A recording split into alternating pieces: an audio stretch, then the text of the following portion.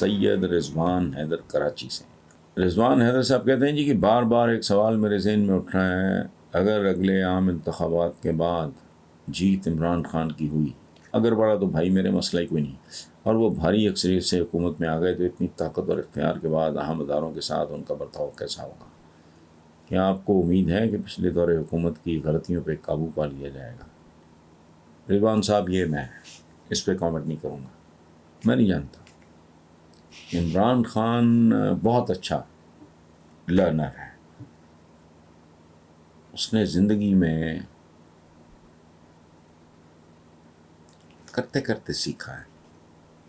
तो है, पैदाइश से पहले तो नहीं उसको कोई रिहर्सल हुई होगी करेक्टर होने की। इसी तरह शौकत खाना में, इसी तरह नवल यूनिवर्सिटी, इसी तरह पॉलिटिक्स है नहीं, वो बहुत तेज़ी से सीखने वाला आदमी है। सो लेट्स अस्यूम के मेरा जो आज तक अगर एक एलिमेंट मैंने तो स्पेयर नहीं किया था, ना मैं करता हूँ, ना मैं कभी करूँगा।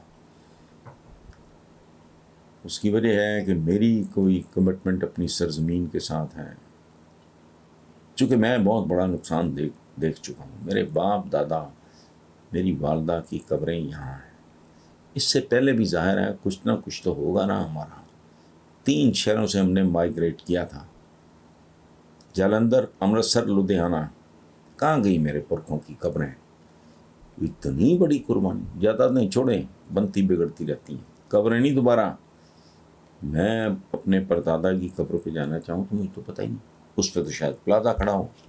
सो प्लीज़ एक बात जहन में रखें, तो ना मेरा इनके साथ कोई लेना देना, कोई दोस्ती या दुश्मनी, ना इमरान के साथ। 1 साल वो मुश्किल हुआ था जब मैंने नांग उठा ली थी। टॉप के पाकिस्तान के कॉलमिस्ट ने लिखा कि अगर हसन निसार का भी मीटर फिर गया वगैरह वगैरह। ये नहीं है इस तरह। अब ये सवाल ये है कि इमरान ने और उसके साथियों ने कितना सीखा, उनकी तरजीहात में कितनी तब्दीली आई। अगर इमरान का तो मुझे पता है, मैं उसको चूँकि थोड़ा बहुत जानता हूँ, उसके साथियों में भी आ गया कि यस, हमें अपने आवाम का स्टेटस तब्दील करना है, इनको भिखारियों और रियाया से हमने शहरी बनाना है।